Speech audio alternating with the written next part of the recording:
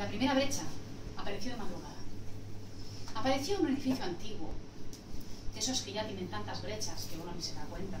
Nadie se fijaría en una pequeña apertura en la pared y nadie sería capaz de ver un poquito más allá de esa brecha, o un poquito más allá de la otra brecha que se estaba abriendo en el suelo.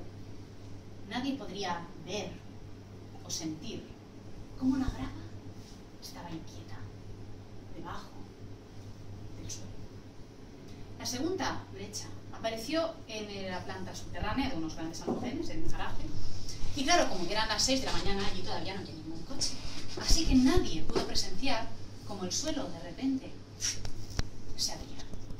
No mucho, discreto, pero no bueno. Y se quedaba ahí. Bueno, un trocito de suelo roto. No pasa nada, ¿no? El problema era que eso era simplemente una advertencia, o quizás un momento de vamos a probar qué pasa. Porque debajo de todo aquel cemento, la tierra se iba sutilmente desplazando. Y ese cemento que no estaba quebrado, todo el resto del cemento que no estaba quebrado, se iba convirtiendo lentamente en papel quebradizo. Si hacías demasiado peso, a saber lo que podía pasar. En los parques y en los jardines también empezaron a haber alguna anomalía. Pequeñas.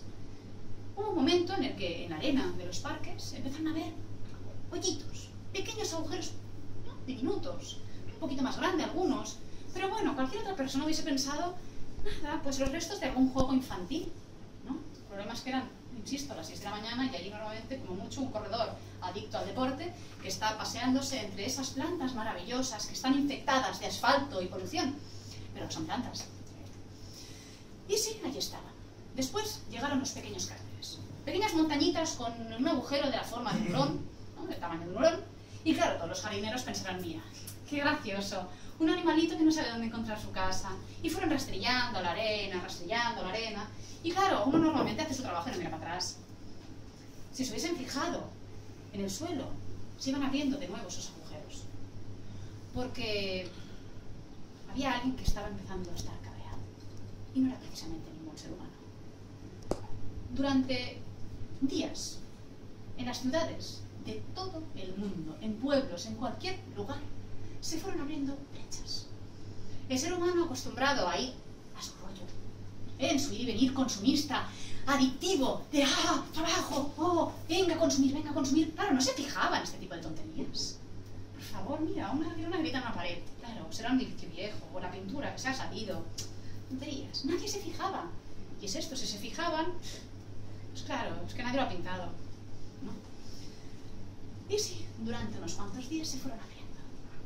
También habían en los metros, en todas partes, edificio, calle, ciudad, pueblo, en todo el planeta se abrieron brechas. Pequeñitas, pero brechas. El séptimo día, las brechas que habían abierto en los túneles de los metros empezaron a ir expandiéndose. Imaginaros un esqueleto de un árbol que va subiendo por el suelo, por las paredes, y se iban avanzando, hasta que árbol y árbol se iban tocando. Pero nadie se fijaba. ¿Quién se iba a fijar en eso? Nadie. Absolutamente nadie. Y esa noche, esa séptima noche, todo el mundo se fue a dormir tranquilo. Y la tierra también estaba durmiendo tranquila. ¿O no? La tierra llevaba siglos sin poder dormir. Estaba cansada, harta de ver a aquel depredador creyéndose capaz de cualquier cosa, de utilizarla, despreciarla, machacarla, pisotearla. Estaba cansada. Había guardado silencio, se había preparado en silencio, hasta el día en que sus entrañas se pudieran hacer oír. Y ese día estaba muy cerca. Como cada lunes, Adán se despertó con aquel sonido estridente de los despertadores al que le dio un golpetazo, lo tiró al suelo, se deshizo de las sábanas con desgana, a trabajar, y se levantó.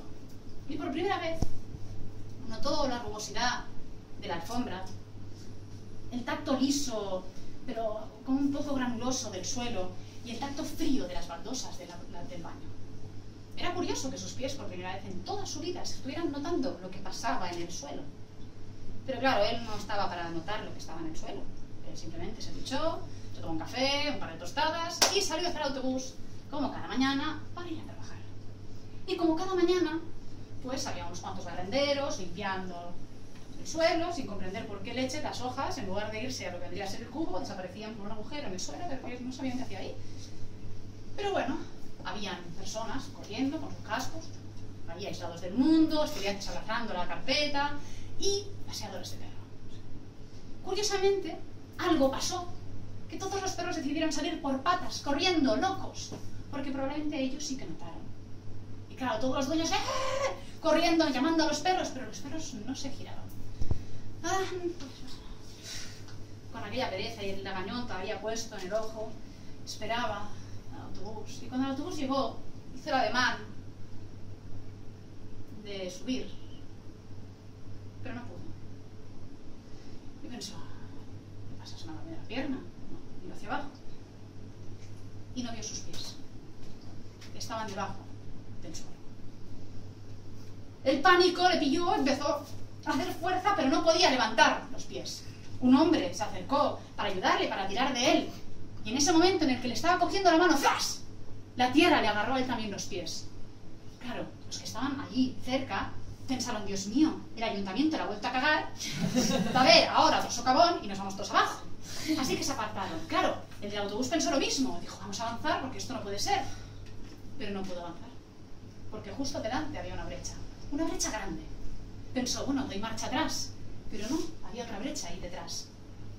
Todas las personas que estaban dentro del autobús pensaron, Dios mío, nos vamos abajo. Y claro, salieron corriendo del autobús. Pero el autobús no se cayó. Respiraron aliviados. Y justo en ese momento en el que respiraron aliviados, sintieron un dolor opresivo en el tobillo y ¡zas! La tierra les agarró los pies. Todos ellos, todos aquellos que el lunes por la mañana habían salido de sus casas, estaban con los pies bajo tierra. Y por mucho que lucharan, no podían moverse. Los que tenían la suerte de A, no haber salido de casa, o B, no haber sido todavía agarrados por la tierra, salieron corriendo y subieron a sus edificios, a sus pisos, a cualquier sitio, pensando que solo afectaba a los que estaban a ras de suelo. Pero no. La tierra estaba cabreada. Había empezado su venganza y no pensaba dejar ni a un ser humano con vida. Adán seguía intentando, mientras notaba que la grava iba succionando hacia abajo, iba aprisionando más sus tobillos, y un poco más, y un poco más. Y intentaba coger la farola, por si acaso, si se cogía algo, podía salir, pero no había manera. Las personas que estaban en el edificio oían los gritos desesperados, pero no pensaban bajar. Ni los del principal, ni los del ático. Los del ático se sentían un poco mejor porque estaban más arriba. Pero necesitaban saber si era algo que les pasaba a ellos o pasaba en todo el mundo. Así que encendieron las teles, las radios, internet. Y allí estaban los corresponsales con aquella sonrisa de postín que ponen todos cuando hay un conflicto de guerra. Y sí, no pasa nada, 300.000 muertos, pero no pasa nada. En fin, pues sí, no era solo a ellos. Estaba pasando en todo el mundo. Y no solo en la tierra. En el mar, cada vez más oleaje, cada vez más tornados y los barcos que iban desapareciendo hacia el abismo oscuro. Bueno, pensaron, no pasa nada, será algo que pasará hoy y no ocurre nada, no pasa nada. Pero claro, en breve la televisión desapareció porque los corresponsales que iban hablando tan tranquilamente de lo que estaba pasando detrás, en el momento que notaban el ¡zas!, empezaban a gritar como gritaban todos los de detrás. Y la televisión se apagó, y la radio se apagó, y los ordenadores se apagaron. Y lo único que podía haber en casa era un silencio de gente rezando, pensando que no les pasara nada a ellos. Pero les iba a pasar. Adán, mientras tanto, seguía allí agarrado. Cada vez la tierra iba apretando más, hasta el mediodía, que estaba cubierto por encima de las rodillas. Pensó, vale, yo esto lo he visto. Estos son tierras movedizas. Si yo no me muevo, no bajaré más. Pero claro, aquello hubiese sido práctico si las personas que tuviese a su alrededor no fueran desapareciendo, porque aquel señor que le había intentado ayudar, de él solo quedaba una mano. Hiciera lo que hiciera, estaban condenados. Lo que nadie sabía era que además, abajo, en el metro, hacía ya rato que no había nadie, porque fueron los primeros en desaparecer. Cuando por la mañana de madrugada habían cogido los primeros metros, los túneles habían colapsado. Algunos vagones habían conseguido abrir las puertas y la gente salía simplemente para encontrarse con una brecha que los llevaba hacia abajo. En el puerto, algún barco que conseguía llegar y atracar, lo único que hacía era que cuando la gente bajara, se quedara en tierra para siempre. Habían algunos que, ilusos, se subían a las farolas y miraban hacia abajo pensando, no me va a pasar nada, no me va a pasar nada. Pero la tierra no tenía ningún tipo de problema en convertir en polvo cualquier tipo de sustancia. Así que abrió y empezó a masticar el metal, porque iba a borrar a cualquier ser humano. Por la tarde, la arena empezó a subir por los muslos, y cuando llegó a la cintura, la presión era tal que ya no era el horror de pensar que no se podía morir, era el dolor.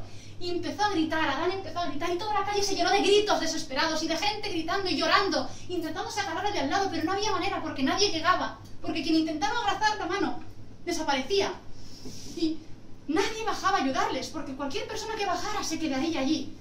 Y la desesperación y el silencio. El silencio de saber que estaban condenados. Llegó la noche, y con la noche algunos consiguieron quedarse dormidos de agotamiento o simplemente porque pensaban que daba igual.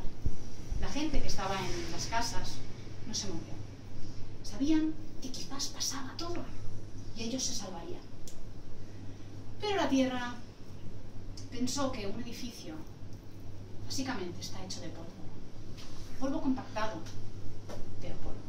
¿Y qué es ella? Polvo.